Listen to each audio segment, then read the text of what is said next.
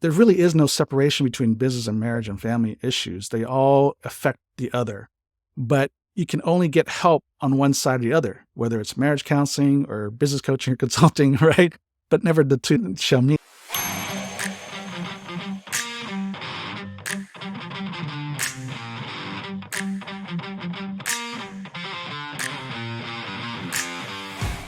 In a world where the grind of entrepreneurship often overshadows personal life, one man has made it his mission to harmonize the hustle with heartfelt home life. Welcome to Seek, Go, Create, where today we're chatting with Robert Fukui, co-founder of I-61 Inc., a visionary who's redefining the entrepreneurial journey. Robert is a marketing maestro with a track record of skyrocketing sales for giants like Coca-Cola and Novartis. Alongside with his wife, Kaylee, he's crafted a lifeline for married entrepreneurs drowning in the sea of business demands. With their innovative program, Power Couples by Design, and their book, Tandem, I just finished reading that, they are lighting the path to a world where thriving marriages and prosperous businesses are not mutually exclusive, but mutually empowering. Listeners, buckle up as we explore the secrets to scaling your business without sacrificing your most valuable asset, your marriage. Let's get to the heart of what it means to lead with purpose, both in the boardroom and the living room. Robert, welcome to Seek, Go, Create. Hey, Tim. Hey, thanks. You know what? I'm going to have to use that intro as my bio. That was amazing. Good. I do that for sure. You can do that. Yeah, I was working on that some. That and the pronunciation of your last name. I've been working on that for some time. Yeah, which one took longer? I think the pronunciation of the last name. But anyway, oh, hey, Robert, let's pretend we just bumped into each other. We've done some things. We've been guests on your podcast, and you and I chatted about some things. But let's pretend we just bumped into each other. You just came from a conference this last weekend, or you're on a plane or something. And I ask you what you do. What do you tell people when they ask what you do? Yeah, sometimes I wonder, but I'm basically a business consultant with an interesting twist. So we helped married entrepreneurs create greater work-life balance. That's the crux of it. But within that is, how do we help the entrepreneur win both in their business and in their marriage? Sometimes we operate in silos, and unfortunately we feel like we have to lean toward one side or the other. And so we just help them do both better, basically. All right. So you and I have talked a while back, and you know that my wife and I for 35 years-ish have been essentially attempting to do this that you and Kaylee talk about, and y'all been doing this for some time. Why is the marriage relationship such a big deal, especially when we're talking about entrepreneurs and business owners? When you talk about in a business context, it's all about relationships. And if you don't have relationships, we really don't have a business. You have to develop a relationship with your customers, one that's long lasting and deep so that they come back, right? Again and again. And then your employees, you're not just, these days with the younger generation, they want more of a relationship. Even customers want a relationship with the brand. Employees want a relationship with the business, with the owner. They want to feel they're part of something.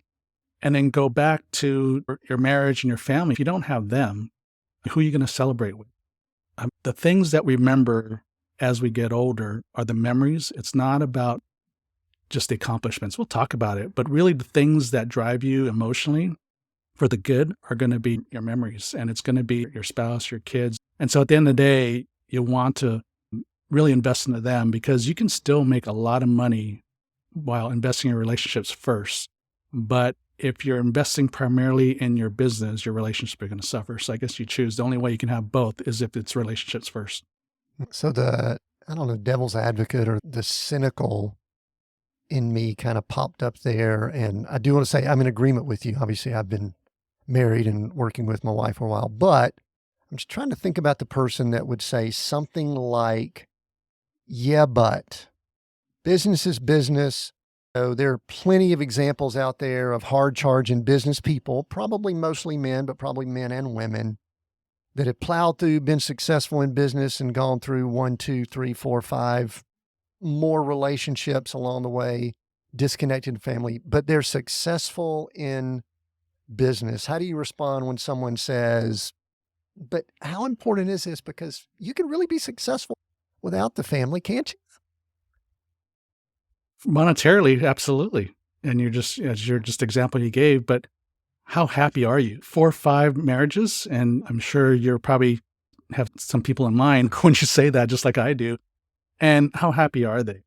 Right? Just going through one divorce is just excruciating. I haven't been through that, but I just know friends that have just one divorce is painful enough, and you go through multiple. That's just a grind. And then you've got all the complexities around, having different multiple families. So it's just really complex. And so really, how happy and fulfilled are you versus just pouring into relationships you already have? And I think my pushback is we think we can't have it all. We think we can't invest into our relationships and still grow a thriving business. And I can give you examples of that.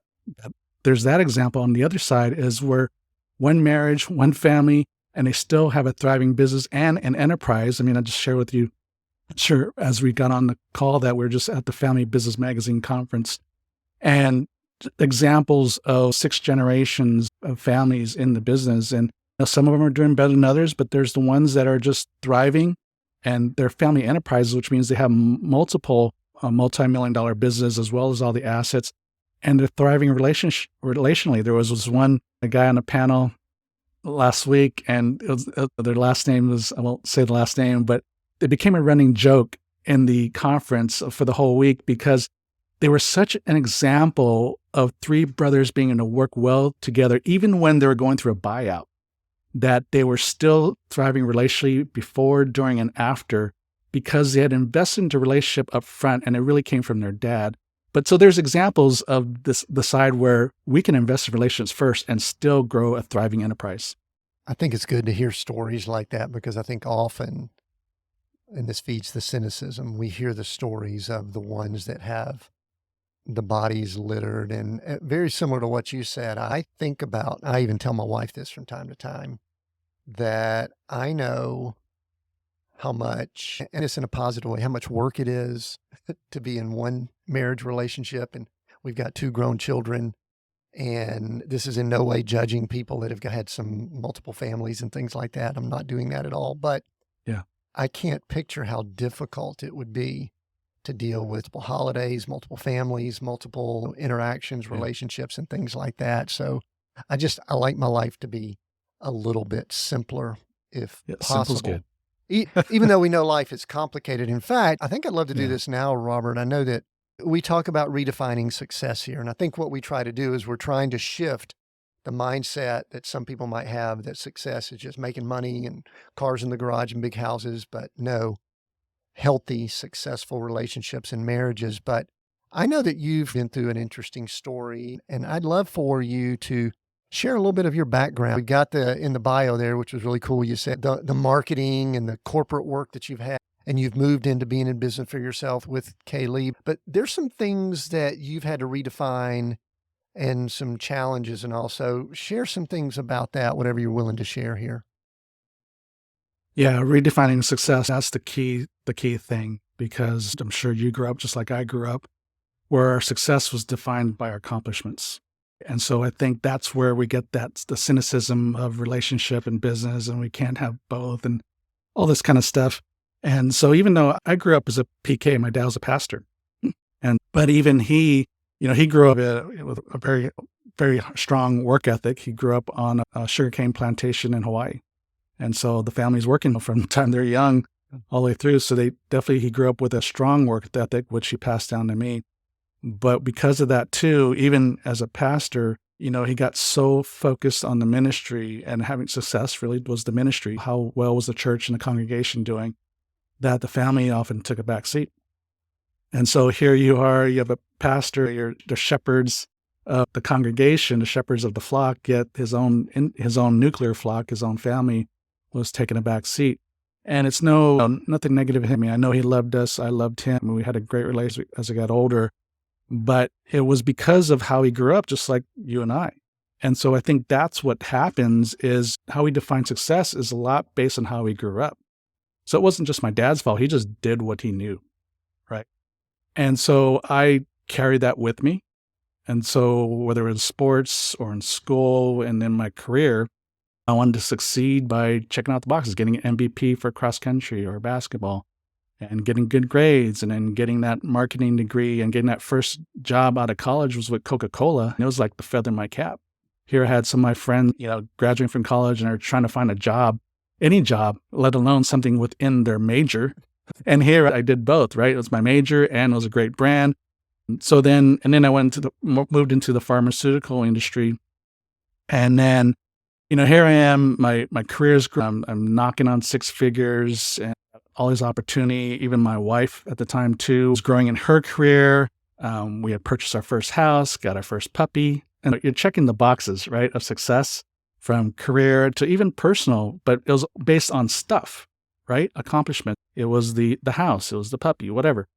And then 22 years ago, though, like everything shifted where it was a week before Christmas and I kissed her goodbye. We had tandem parking in our garage down in the condo. And so I had to let her out. So I kissed her goodbye and we gave a nice hug. And then she drives away. And then literally 10 minutes from the spot I'm sitting at right now, she got in a car accident and passed away at the scene. She didn't survive the accident. I didn't know about it until that evening when I got home. And the coroner was waiting for me at my door. And I'm like, what's the coroner want to talk to me about? I'm just like, I thought he was selling something at first. I'm like, what does he want to sell me, like a plot or something? And I'm like, what? He asked to come in. I bring him in. He comes in the house and he tells me what happens.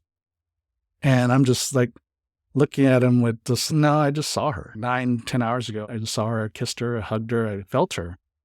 And so that couldn't have happened. And then he brings out her driver's license and says, is this her? And then all of a sudden, it's just this range of emotions. I don't know what they were, but it was just like stuff was flooding my head. And I'm like, it's still confused. And I'm just like, this does not make sense. Because when you think about your spouse passing, it's going to be in old age and she might be sick or something. And there's always some kind of preparation. But this was just like 100 miles to zero and nothing flat. And I'm crying, but I'm still kind of in disbelief. And so when he left, I got on the phone immediately and I called her boss. I called her best friend at work. And I just asked, did she show up to work? And both of them said no. And they're like, what happened? We haven't heard from her. And I'm like, I told them what happened. The coroner came and all that. And it was just a nightmare. And everything stops. And when we always make excuses of we got to do this, we got to do that. And we can't stop for a moment for kids or to kiss your wife or whatever, or talk to your wife or whatever. But in that moment, like everything stopped. Whatever was on my plate for that evening and going into the next day was just nothing was there, right? What was important was obviously my wife and dealing with that and trying to make sense of this whole thing. And then, so I think subconsciously you're starting to, I'm sure I wasn't trying to redefine success at that time, but I know subconsciously things are running through your head, regrets, and there's all this stuff that goes through your head. I don't have another moment to, whether it's fix something in a conflict or do something in the future for us. I had what I had. I don't have a future with her anymore. And then anything that happened in the past is gone. I can't change any of that. Then the next morning, when you talk about redefining success, the next morning is when I saw what success really looked like. And the next morning, knocking the door, and I opened the door, and literally the door frame created a picture of what success looked like. And it was my family, and it was my friends from 4th grade, high school, college, and even my first job at Coca-Cola. They were all there that next morning, driving 6 hours from San Jose to be down in Southern California in Pasadena. And nothing they can say or do would change anything, obviously, and change the emotion. But the fact that they were there was huge. And so I tell this to people, because we always, we have a loved one or someone that passes away, and we want to be there for them or say something, but we don't know what to do. It's kind of awkwardness of what do I do? Nothing I can say or do is going to change anything or make them feel better. And so a lot of times we stay away from people when they lose somebody. But the reality is that's when they need people the most. And don't ever think that they don't have time or they're processing, which they are, but just being there, being present for people does wonders. Because then I knew I wasn't alone, right? Because you never know. And so anyways, all to say is that was I think one of the first stages for me of redefining success. And I always value relationships, but I think obviously in something like this, it kind of hyper focuses you on what really success looked like. And it was relationships. And I was grateful for the time that I was with my wife, because we were actually childhood sweethearts. I met her when I was 12 years old. She was 10. We met at a church camp, grew up together, and we started officially dating once I graduated from college. And so there's a storybook thing to this. And then, you think you're on your way, and then next thing you know, it all stops. How old were And so how old were you at that time? I was 35. 35. And what was your faith walk? You said you're a preacher's kid, and every time I hear preacher's kid, I think of almost two divergent paths.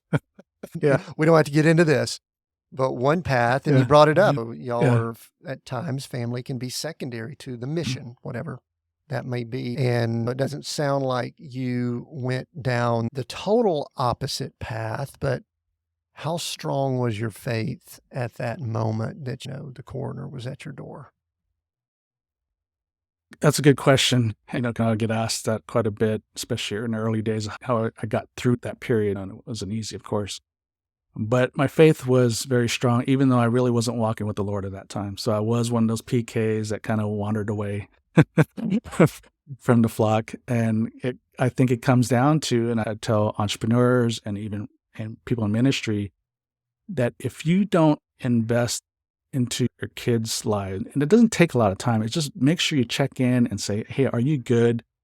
If you're not investing into their relationship, and your children do not know that they're first in your life, right? And then people say that, and I said the same thing. I know my dad loves me, and he did, but there is something about paying some attention to your kids. And when I looked at the church as that thing that was stopping me from having a really good relationship with my dad. And so that's why I feel that PKs wander. And not all of them do, but the ones that do, I think a lot of it stems through that. Is that it wasn't, I think I still had a health, even though I wasn't really walking with the Lord at the time, but I still had a healthy view of God. I knew that God existed. And I did not confuse God with what my dad was doing. Right? But a lot of PKs will say that they run away from the faith because their example of who God is was their parents, their dad. And so I've said, that's who God is, and I don't want part of that. And so luckily, I was blessed that I did not have that skewed a view of who God was. But I know I did drift from the faith because a lot of it was that. And if it wasn't for my own personal, I think, experience with God at a young age, at 9 years old, where he literally had a Samuel experience where God literally woke me up with an audible voice in bed in the middle of the night. And he spoke to me. And if I didn't have that experience, I'm not sure how I would have drifted to the faith. I might have been one of those PKs that really went off the rails. But going back to, so all that to say is, even though I wasn't really walking the Lord, going to church regularly, I still had a grounding in my faith and who God was, had my experience. So I could not deny who God was. And so I remember sitting at my computer that week, starting to type out the eulogy for the service, the funeral. And I just stopped in the middle and I said, okay, I know they said all things work together for the good. And so I said, God, this better be good, because right now this just is terrible. And this is about, I've never experienced death on this level, never really experienced any kind of tragedy growing up. And so I'm like, yeah, this next phase better be really good, because right now this is terrible. And so I'm just going to have to put my faith that it's going to be good. And so that was that moment where I said, okay, I have to trust in God. Because a lot of people in those situations would be mad at God. A lot of people get upset when we say they're questioning God. And I've actually come to grips that I don't think it's bad to ask questions. A lot of people go, no, we should not ask questions. Yeah. Nah, I think that's okay. But Absolutely. I'm just curious, Robert, because I know from a cultural standpoint, you have Japanese heritage. Obviously, Hawaii is a little bit different culture than definitely where I grew up in the Bible Belt of the South. But were you equipped to grieve or to be a good griever or any of that? Or was it like cover all that up and don't do anything? Because as we get into conversations about the tandem, the book, and how to work with our spouses, a lot of these things are roots on how well we handle things in the future. I guess this is me. Were you a good griever or were you a bad griever? Because I'm not a really good griever, I don't think either. Yeah. Growing up, I wasn't a good griever. I mean, they don't teach those kind of things in seminary, apparently, conflict and all that. Grieving is hugely important. It's underrated. And it's not even just losing people. I think when you lose a job or you have some bad experience in life in general, there's a grieving process that you have to go through. And too many times, because we're growing up to achieve, we just skip over that and say, hey, that's the past and I got to move forward. But you do have to take a moment or moments to grieve. And it's okay to, even as you're moving forward, to still grieve. And I certainly did that. And so I don't think I would have been a good griever, but it was actually walking my wife through her grief. In 2 years, she lost her mom. It was a surprise. Her dad had late-stage prostate cancer, so we thought he was going to go first. Next thing you know, her mom has congestive heart failure and dies. It was almost immediate, within a matter of days. And then 2 years later, her dad ends up passing away from cancer. And then 6 months later, my wife passes away. And so walking my wife through the grieving process, and I've heard of the 7 stages of grief and all, it's real. We just don't know when and where, how it's going to happen in those, and what stage, and it's not, the 7 stages of grief are not written in like a linear order where these are the stages and these are the exact stages. It's the emotions can be, where they fall in that line of 7 is going to be different for everybody. But for sure, those 7 stages of grief are real. And I walked my wife through that. And it was rough, just even for me helping her, because I was like, what's wrong with you? It was like, it's been a year, you should be getting over this. So I was that kind of a bad husband in that way. And ultimately, I said, okay, I got this. And so seeing her and observing the grief and how, when it happens and all that, and what's needed. And so I found that what's needed most when you're grieving like this is to be able to talk. And if you cover it up and try to be the man and be strong and just move forward, and so it's like some of the worst advice you can get from people, and I've got it too, is like, you just got to keep yourself busy and focus on your business, or focus on your career and just move forward. Keep yourself busy. Don't dwell on the emotion. But that's the worst advice. You've got to deal with the emotion. Just like even in conflict as husband and wife or with kids, whatever emotion's out there, we got to deal with it. Because if we put it under the rug, you're just creating this rumbling of lava in this dormant volcano that eventually is going to erupt. And the problem is when it erupts years later, and you can't connect it with the emotion that's tied to the grief because it's years later.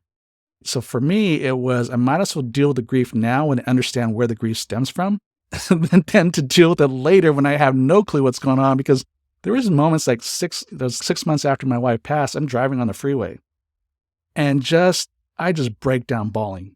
My tears are flowing. I can't see. I have to pull off the freeway. And I wasn't consciously thinking about my wife, but it just came. And it was like, what just happened? And for some people, it might be anger, right? And so anyways, all that to say is you need to be able to deal with these things and have people, whether it's a professional counselor or a pastor, good friends, people that are really authentically willing to listen to you, just to share and just get it off your chest, and for them to be able to empathize. And for me, it was witnessing my wife through that. And then I said, okay, I know I need to talk about it. And at the time I was in the pharmaceutical industry, I was in the oncology division. And so my customers were oncologists, cancer doctors and nurses. And so they dealt with this stuff all the time. And so when I took about a month off of work, when I came back to work and I started visiting my offices, there was a handful of them that were like, Robert, how are you? And some of the doctors, even how busy they were, sometimes it's hard to get a moment, but they would see me and they would stop and they'd say, Robert, how are you? And the way they said it was like, don't BS me. How are you really doing? And if I tried to BS them, especially the nurses, they would pull me into an exam room and just shut the door and say, let's talk. And so they were my therapist, basically, and I thank God for them. It's good to have that. In a recent interview, someone was talking about authentic community and words that keep popping up that I don't know that I heard. If they existed, I didn't hear them years ago. Words like authenticity, vulnerability, empathy, things like that, that unfortunately with some generations, especially with males, they don't really work their way in. But you mentioned Romans 8:28, all things work together for those that are his children. That may be my translation, not the exact translation. Yeah. And you mentioned that you told God, what's next here? And you were 35 years old and you had lost your wife. So let's fast forward. What is all the things that work together for your good? Because I know some of the rest of the story. So let's move through some of the rest of the story here. Yeah. As we sit here today, it's a culmination of things and experiences from growing up with my first wife and going through death and all that. And then a year and a half afterwards, after my first wife passed, I wasn't looking for my next wife per se, but I knew I just needed to get out there and meet people. I was new to Southern California. I really didn't have any friends, although I had rekindled some relationships with some of my old church camp friends. They came out because of the funeral and all that. Got reconnected with them, the ones that are really here in Southern California. And so spent a lot of time with them, and they were a godsend for sure. And then I said, okay, I need to, not so much date, but I knew I need to get out and just meet people. I just can't just stay in my shell. And I didn't have expectations about dating. I just said, I just want to go out and meet people. I'm not looking for the one, because I've also seen the bad of guys like just running into another relationship and try to get married as quick as they can because they can't handle being alone, basically is what it comes down to. And so I wasn't looking for that, but I just was, hey, let's just meet people. And a year and a half afterwards, I met my current wife, Kaylee, and I just met her on a Christian dating site. And I was actually, I wasn't looking for a Christian dating site. I wasn't looking for a dating site really, but I got on my AOL, so I'm dating this process here, my AOL account. We may need to explain what that is to some people. I just got an email this morning, though, from someone with an AOL account. So that's still in existence. It's apparently still around. Which I guess is a little better than a Hotmail. You get Hotmail, AOL, and CompuServe or something like that. Yeah. So I got the spam in my inbox in my AOL account. It said, meet Christian singles. And again, I told you, I wasn't really walking with the Lord at the time, but I clicked on it, went on the website, and I'm like, okay, these women look pretty normal. So I was expecting like these Amish dress women or something like that. So I don't know what I was expecting. But anyways, and I'm thinking, I know my mom would probably like for me to meet a nice Christian woman. So I said, what the heck? So I go on there. Long story short, I met Kaylee. We converse for a couple days through the system. And then finally I said, okay, want to get on the phone. And about a week or two later, I said, she lived an hour from me in Ventura, which happened to be part of my sales territory. So I said, hey, I'm going to be out there on Friday. Would you want to get together for dinner? She said, sure. And so we got to dinner and met her, and I really had a good time, and obviously really good time because we're married 17 years now. And so definitely, she was raised a good Baptist woman. And so she was the person that got me back into the church, basically. And she didn't push, but she slowly weaved some things in. Will you pray for the meal? And I said, sure, what the heck. And then as things got more serious, and I would either be out there for the weekend or she'd be out here. So if I was out in Ventura, she says Sunday we should go to church. So I would go to church with her church. And then when we got engaged and we decided that she was going to move out to Pasadena, she said, okay, we need to find a home church. And I'm like, oh, okay. This is getting serious, right? So long story short, we landed on our current church, Harvest Rock Church here in Pasadena. And then all of a sudden, we get married, and the next thing you know, we should get involved with a small group because we need to meet people. I'm like, all right. So I was getting a little more uncomfortable. I'm like, so anyways, so we got involved with a small group. And then she's like, oh, I think we should start our own small group. I'm like, what? No, it'd be great. So I'm like, okay. So I started leading a small group. And then little by little, I'm getting more and more involved with the church. And then this is over, 3, 4 years now. So it's not happening quickly, but she's like, you see how Kaylee's acting. She kind of weaves some things in. And then the church announced that, hey, we're going to Israel for the first time. And so our pastor is going to lead us trip to Israel. And Kaylee's like, oh, that's been on my bucket list. I'm like, really? I'm like, okay. So we go to Israel. And then we got to get baptized at the Jordan River, which I think that's what church groups do when they go to Israel. You got to get baptized in the Jordan.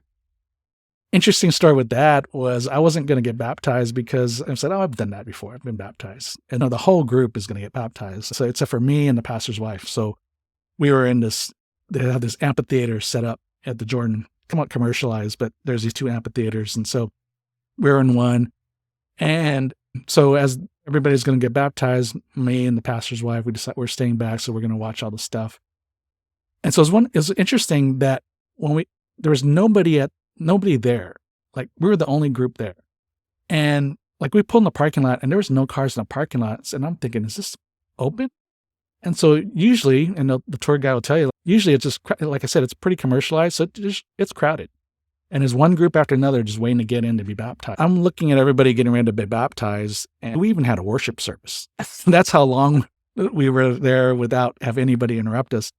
So as I'm watching everybody getting in line to get baptized and I see my wife down there alone, without me, I'm thinking, I probably should get baptized with my wife.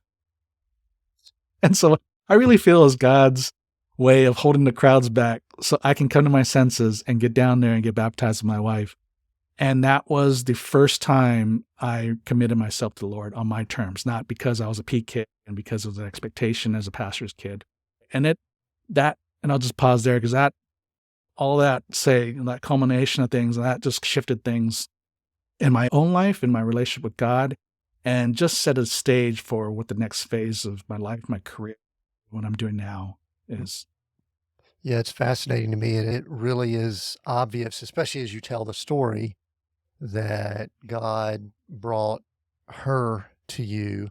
And I did have this vision while you were telling the story of Robert almost with a hook in his mouth and just being pulled along, led, guided. I'm sure you weren't probably kicking and screaming, but I was just praying this morning. I was saying, Lord, lead me down the path that you would have me to go and steer me away from the path that you would have me to stay away from, or close doors and things like that. And to me, that is just so, listen, I don't think anybody would be excited about losing a spouse, but then we have to look at all things, in that scripture and not even the completion of the story, the rest of the story, because the story's still being written along the way. And I've met Kaylee once, and y'all are a beautiful couple with obviously a heart to do something that is very unique and I think challenging in the culture that we're in.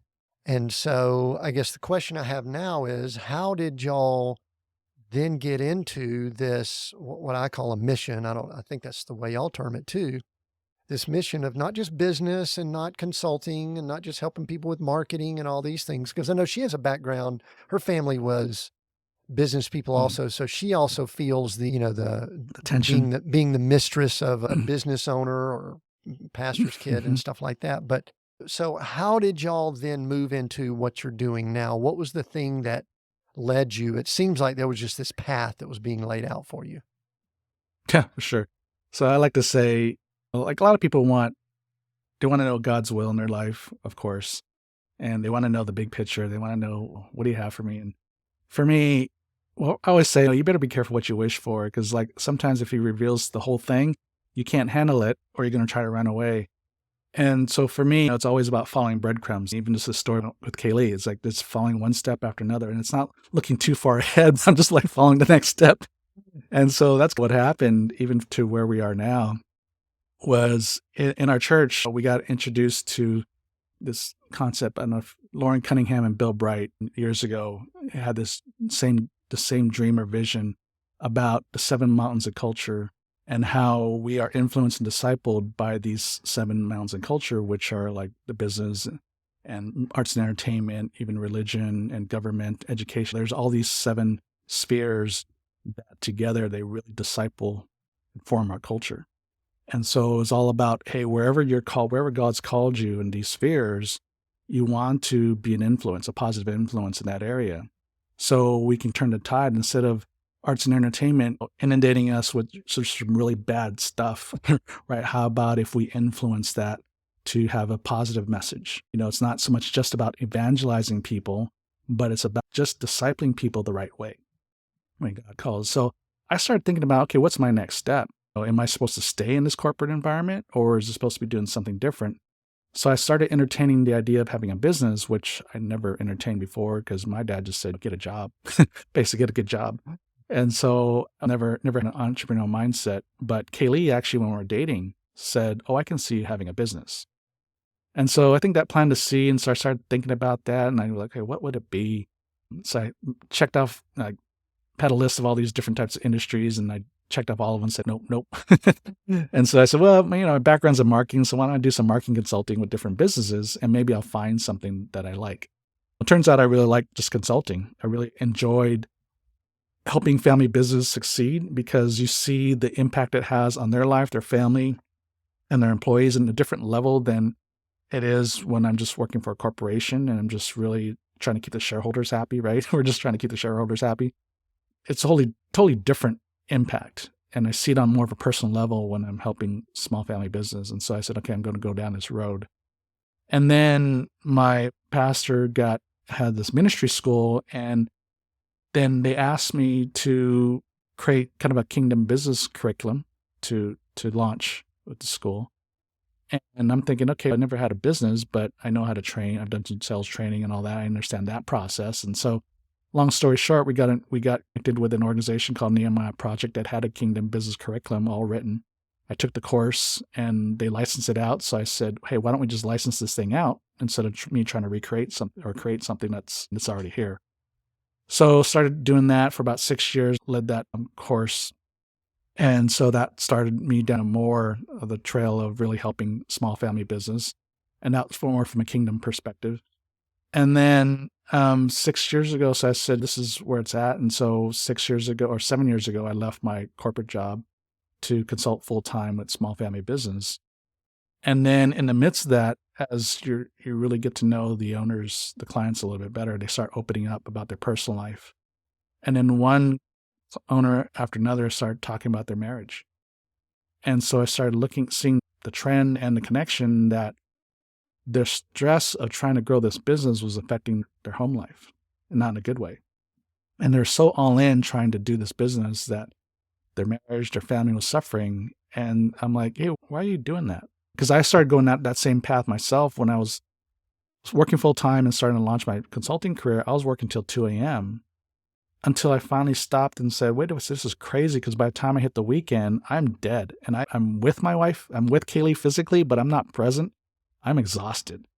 And so I'm sitting at my desk at like 1 a.m. one night, and I'm like, Lord, I don't think this is your best. I understand the sacrifices have to be made to transition, but even within the transition, I don't believe that sacrificing quality time with Kaylee is what I'm supposed to do. I don't think that's your best. So I'm falling into the trap that every other entrepreneur or even people in ministry were doing, was going all in and saying, I'm going to sacrifice my family life while I grow this thing. And so I couldn't change the fact that I had to work outside of the full-time job to do this. But I said, okay, what don't I, at least instead of going to bed at 2 a.m., what about 11 a.m. or 11 p.m.? That's 3 hours a night I get back. And over the course of a week, that's and I can be functional, more than functional by the weekend. And so creating that boundary allowed me to reassess what I was doing in the business and what was really important versus what was just taking up time. We get so busy, and a lot of that busy work is not productive work. And so I really started looking at what is really productive versus not, and really started to carve this thing out. And so I was able to get to bed by 11, sometimes 10:30. And then I made sure that even after I went full-time in the business, I didn't backfill it with, getting used to working until 10:30. I want to make sure I wasn't working until 10:30, even when I didn't have my full-time job. And so all that to say that experience, and we also, Kaylee and I went through counseling before we got married, 2 years of counseling. I know you read the book. We went to counseling for 2 years before we got married, and helped us develop tools to do conflict better, just to be able to do issues. And so all that to say, all the culmination of stuff was like I started really helping my clients with conflict and saying, hey, how do we do this business better? How do we make sure that you can still focus on family and you can still grow this business? But let's focus on family first.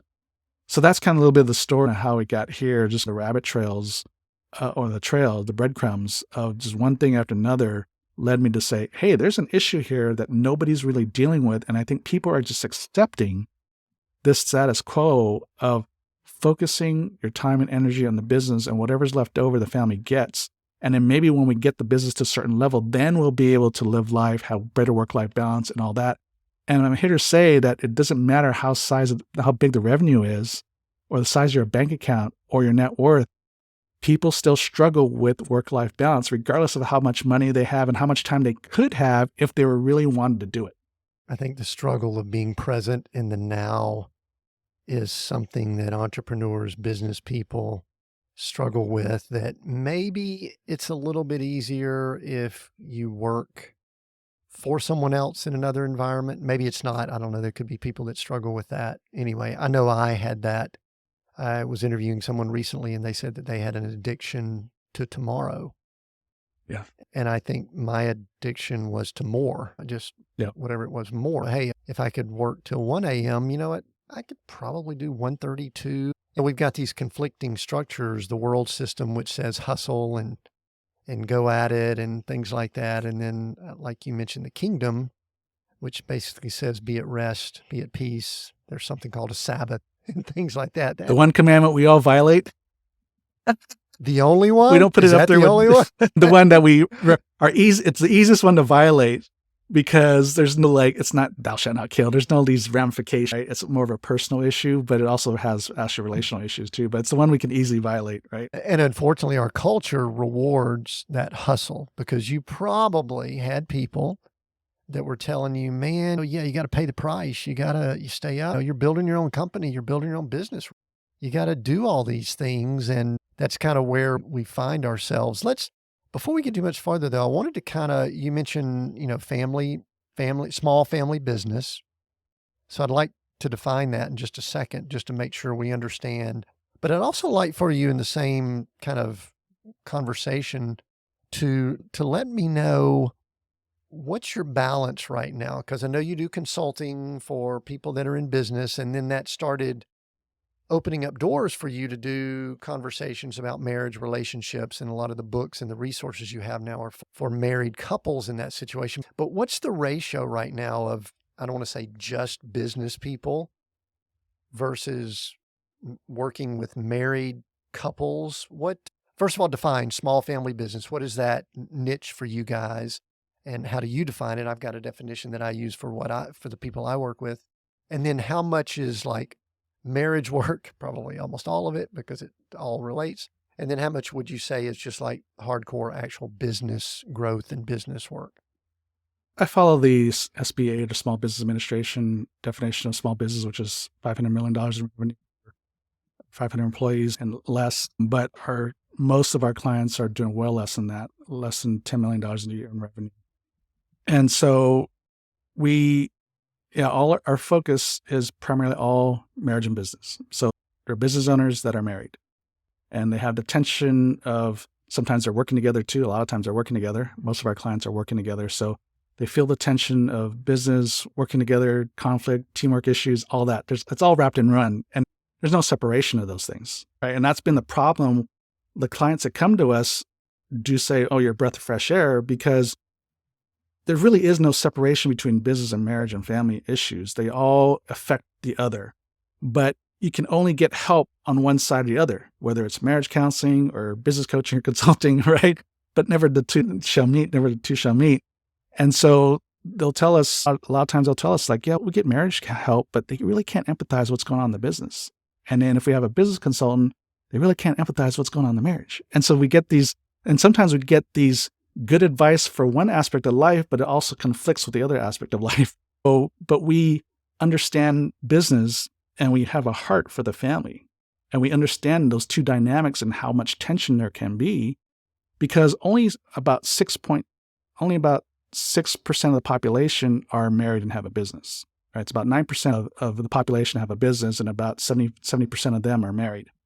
And so very few people can understand the tension that goes along with being married and having business, whether you work together or not. There's not many people that can understand and empathize with that. And so having someone that understands that and can help them navigate those two parts of your lives is refreshing. So Yeah, it's all marriage and business basically. And how much of our time is spent on one or the other, it gets blurred too, because sometimes we're talking about business issues, but then some relational conflict issue comes up, which is important because that's part of the reason why their business is getting stagnated, because they can't make a decision to move things forward. So anyways, hope that answers your question. There used to be this joke that we had years ago. I was in an MLM business, and one of the jokes, or it was actually a principle that we talked about, was if you go speak to someone, make sure you speak with both the husband and wife. That way you'll be guaranteed to have the decision maker. And I know that even though, let's just use a traditional, and I know that we're not in necessarily a traditional world much anymore, but traditionally a male is out as the head of the business and the female may be working in some type of role. It is interesting. We could talk about some of the roles that we sometimes pigeonhole people into just because of tradition. But even if, let's just say, the spouse isn't there, I do know that spouse has decision-making over whoever that leader or that person is. But that's fascinating to me. And the book does a great job. We'll talk about the book here in just a moment, but what are some of the biggest issues that you see, top 1, 2, 3, whatever, related to business owners that are also either working with or they're married? Because I don't really separate off. I think if you're going into the same office together every day, there might be certain things there. I mean, for those that are watching the video here, I'm in the main room of our RV, and my wife and I are here with about 400 square feet, and we are business owners, and we are together almost 24/7. This is our quote unquote, air quotes here, office. But just what are some of the top 2 or 3 things that you see? And we may try to address those here before we wrap up and let people know how they can get some more resources. The top 2 or 3 things that are the challenges for people that are married, entrepreneur, business owner. What are the big ones that you see? So number 1, the first one's always communication, conflict resolution. Shocking. There's always that. Yeah.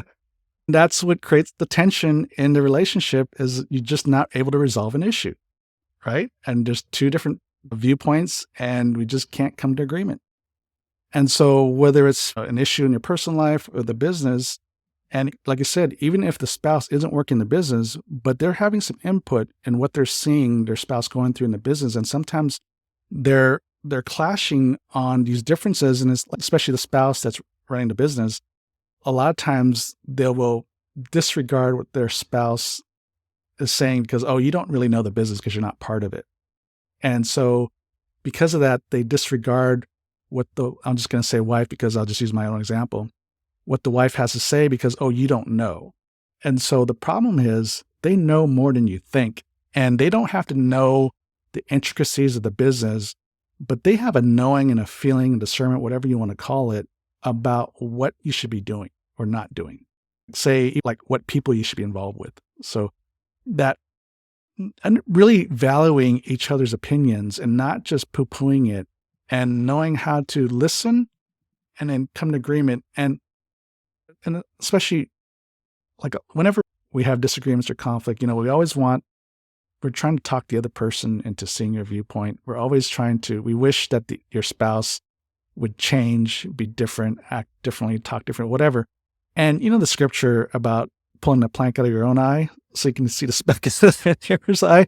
I mean, the first rule of engagement is on the communication conflict resolution issue when we come with a new client is you make the change, not your spouse. You can't control her or him. You can't change her and him. Nobody can change her and him except God and themselves. But you can change yourselves and the way you react, the way you talk, the way you act, the way you react to your spouse. And how you do those things can totally change the dynamic with the issue for good or better. The way we react to our spouse, if we overreact, it creates an emotional negative response in our spouse, and he's going to react negatively to you as well. And so anyways, the communication conflict resolution issue is number 1. And then 2 is then you got to take account for what you're doing and what you lend into this argument, disagreement, this conflict, and what can you do to change yourself, not to change the other person. So those are the top 2. I mean, those 2 things alone will help you in marriage and business, period. Yeah. Listen to your spouse, because I've had a couple, 2, 3 times where it was a financial decision. I think it was a real estate issue, whatever. I ran all the numbers. I don't think we were married yet. And Kaylee had a feeling. She said, I don't feel good about this. I don't like, and then, oh, hey, you don't understand. I ran the numbers. This is all good. It blew up. It cost us 6 figures, or cost me 6 figures at the time. Well, it really cost us 6 figures because she married me. And so I'm like, you know what? After I didn't listen after the first time, but after the second time, I'm like, you know what? I should probably listen when she has a feeling.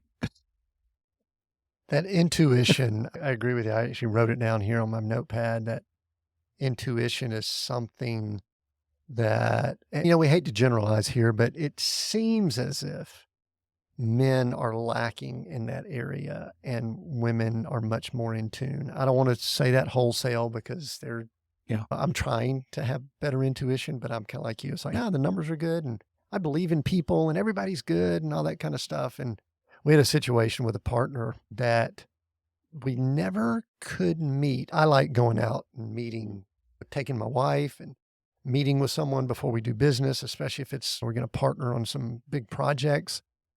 And the guy's wife never was able to meet with us. And it was bothering me, but we kept going ahead. And before we knew it, kind of working together and all in bed together in business and stuff like that. And it did not end well, Robert. And my wife kept saying, I don't know. I don't have a good feeling about it. We should be able to meet his wife along the way. And sure enough, today we're definitely not working together. Cost probably 7 figures if we really did the math. And also he's no longer with his wife and things like that. So it's intuition. Yes. Now, one of the things that I loved, I just finished reading Tandem, the book. And first of all, I had to grasp what the name meant. I'll let you explain the name in just a little while. Was that it really went back and forth between some theory and then some hardcore, like practical stuff. There were a couple of lists, and I might be getting these wrong. We got it pulled up here, but I don't have that exact page, where there were like 7 ways to avoid having conflict and then 9 ways to handle conflict once you deal with it. I may have the numbers off or something like that, but extremely good practical stuff that to me, I think are good for married people as well as business people, leaders, because most of these things apply in both situations. But what do you want to say about the book Tandem? At what point did y'all decide we need to put some of this wisdom in a book? That was a little bit of an evolution too. I mean, I didn't want to write a book. People had asked us early on, as we were doing the work we're doing, you should write a book. I'm like, no, it's too much work. But it got to a point where, again, the reason why we got into this, I'm a market researcher at heart. And so I see a need and I go, I think we should fill this.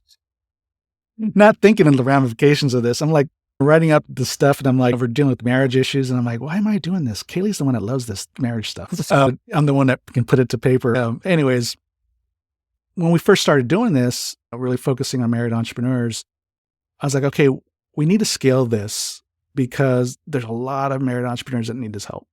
Because I said I didn't see any resources out there that specifically dealt with both issues.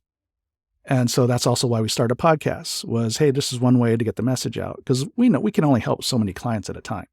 I mean, as much as we want to grow our business, regardless, even if we have 100 consultants on our belt, we can still only help so many people. And so as we're growing, in the meantime, what can we do? And one of them was the podcast. And the second one did kind of, we really should write the book. We're going to write a collaborative book with different experts to write in each chapter. And then we had a meeting with this couple that we've been Kaylee and I talked. We got to reach back out to them and thank them because they saw what we're doing. They wanted us to collaborate on a chapter in their book. And then they said, first they said, have you written a book yet? And we're like, no. They're like, no, your first book should be your book. We're like, really? And they just started talking. I'm like, oh, makes sense. I mean, we should set the tone. I mean, it's our message. I mean, anyway, so all that to say is that couple, and they're in Arizona, I got to find their names now and reach out to them, but they're the ones that really got us thinking about, I guess we should write this book. And so that's where it started. And really the heart behind it is just to get as many people as possible and many couples as possible. And there's a workbook that's built into that too. There's a QR code in the chapter. And so you can download a workbook. And so there's videos and stuff. And so we built it as a multi-purpose use. And We even thought, hey, you can use it, because someone asked us on our book tour, hey, could we use this as a group study? And I'm like, yeah, it's built for that. Yeah, sure, go ahead. I don't care. If you want us involved, fine, we're here. But if not, go for it. We're not holding tight to this. It's not. And I tell Kaylee, I said, what we put in this book is nothing new. All this information's out there. We kind of packaged it, right? There's nothing new under the sun. It's just the way you package things. And so we just happen to package it in a way that we feel could really help the married entrepreneur just do life and business better. The big thing that I get from that, and my wife and I talk about this, Glory and I talk about this quite often, is that we really do, especially in that relationship, have to take our eyes off ourselves and do the best we can to study our spouse, partner, life partner, intimate partner, all of that. And there's a couple sections where I love that y'all go through: Strength Finders, DISC, 5 love languages. To me, I think 3 of the best assessments to learn about yourself and also learn about your partner, spouse. And I just think you guys did a great job with it. Tell me about the name Tandem. That's kind of unique. And then I got a couple questions as we wrap up here. I have to give credit to my mastermind group. And so it was about 2 to 3 months. We're about to finish the manuscript, and I think we're at the editing phase. And I'm like, I need a title. We had a working title, but I knew that wasn't the one. It was my turn to be in the hot seat this next day. And I'm like, what do I want to present with them? And I'm like, most of them, they're all kind of marketers in their own right. And some of them are copywriters. The head of the group is this really master copywriter and did work for John Maxwell and some big names, right? And so, title. I just said, I need a title. You know what we do. You understand a little bit about the book. I'm like, I need a title. And then somebody threw out Tandem. And then everybody started throwing all these analogies and metaphors around tandem, because obviously the book is for married entrepreneurs. So it's 2 people doing life and business together. So tandem. And then obviously the imagery with the tandem bike. And then one of the guys in the group said, oh yeah, my wife and I have a tandem bike. We only rode it once. So you can write a book. There's a story behind that. And I'm just laughing. I just started laughing. And I'm like, okay guys, time out real quick. Yes, this is the title. Because when we go to the beach, a lot of times, inevitably there's a couple riding on a tandem bike going by. And Kaylee's like, oh, we should get on a tandem bike. And I'm like, no, that's not a good idea. She's like, why? She's like, because I don't know exactly where I would seat you, in the front or the back. Because you know how you like to get distracted. You don't want to pay attention to what's in front of you. You want to pay attention to everything else that's going on. And we're at the beach, which means you're going to be looking at everything but what's in front of you. So I can't put you in the front. If you go in the back, you're probably not going to be peddling. And so anyways, I'm going to be doing it's going to be a lot of effort for me. So anyways, it's this kind of running joke between her and I. And so, of course, when I came up with the tandem thing, I said, oh yeah, that's got to be it, because there's so many life and marriage lessons. If you've never been on a tandem bike, try it as husband and wife, because there's definitely some conflict that can arise on a tandem bike. We haven't done a tandem bike, but I just had this vision of us when we went canoeing one time. We were up in Whistler in Canada, and we went canoeing. And my thought was, I'm going to sit in the back and I'll just brute force and all. And there were other people with us that were just kind of like in a work situation. They didn't know each other, and we were horrible. We were horrible. And it was all Glory can probably hear this. She's in the back of the RV.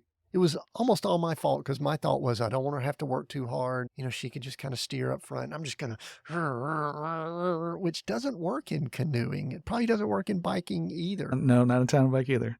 Great name there. Hey, Robert, give me some other resources. I know you've got the podcast, Power Couple, and you've got the book. Tell us about all the resources you guys have and where to find you. And then I've got one more question as we wrap up here before we finish the podcast. Yeah, thanks. Just go to our website, marriedentrepreneur.co. And Kaylee is always like, why'd you pick the word entrepreneur? I can't spell it. I was going, we'll try to conclude the spelling down in the links. I go, just Google it. Google how to spell entrepreneur. It'll correct you. AI will correct you anyway. And so right there, you'll be able to connect right to our podcast, Power Up Your Marriage and Business. It's also on all the podcast players. You can follow us on social, Power Couples by Design, both on Facebook and Instagram. And you can just look me up on LinkedIn as well. Just Robert Fukui, F as in Frank, UKUI, for those of you that don't see my name out there, but in the show notes. But those are ways you can follow us. And of course, in our website, we've got all our digital resources as well, links to the book and all that. So that's the best way. I listened to a number of episodes. I was traveling. We were traveling from Colorado down here to southern Utah last week, and I listened to about 3 or 4 episodes. Great compliment. I think it's a great compliment to what we're doing here for those folks that are married, entrepreneurs in business. Robert, we are seek, go, create, those 3 words. Last question. I'll let you pick one of those words over the other 2. Seek, go, or create. Which one do you choose and why? I think I'd have to go with create. And why is that my answer? I never thought of myself as much of an innovator or creative. And so Kaylee would say, because I'm more analytical by nature and all that. You don't think of analytical like accountants and engineers as creative, but you really are. And as I've walked out this journey of being in business, looking at the need that's out there and developing something from something that's not really out there, and having that boldness to go and try something that no one's really doing, I've really latched onto that. It's really brought me to life. And so even for you listening, even if you were like me that don't think you're creative, you absolutely are. We all see things and we all can react to things, but a lot of times we don't act on our impulse to create something because we think it's too risky. We think we don't have what it takes to do it and succeed at it. And let me tell you, we're built, we're created in God's image. And so we have all the aspects of the DNA of God. Some ratios of certain aspects of DNA is more than others, but we all have the ability to create something. And so my encouragement really is, if you see a need, and if you've probably ever had the self-doubt of that you can do this, go for it, because God's doesn't put you in a position to see things and not have given you the experience and the skill and gifts to do it. I think we just hold ourselves back, and I was one of those because I'm not a risk taker by nature. But as I've done it and sort of start doing it, you'll figure it out, right? And especially if you're married, you have your spouse to help you out, and you always have God, and you always have people around you that can help you. I think the big mistake that we do as entrepreneurs, just like your canoe story, is we try to do it on our own. So that's the big mistake of why we're not able to do things. So as you see things, see a need, go create it, but don't try and do it on your own. Surround yourself with the right people that can help you put this thing into action and move it forward. I'm very similar. I have had an engineering background that I didn't think I was creative. And you know what? I was wrong, and I'm okay admitting that. Robert, thank you so much for this conversation. It's been awesome. If you're listening in, get the book Tandem. I recommend that. We'll have some links down below if you're either watching this on YouTube or listening in. And then I think you should go check out Power Up, their podcast. If you're listening via podcast, great time to just jump out right now as we finish here and go subscribe and listen in over there. I think it'll be some great wisdom for you. We are Seek, Go, Create. We have new episodes every Monday. Until next time, continue being all that you were created to be.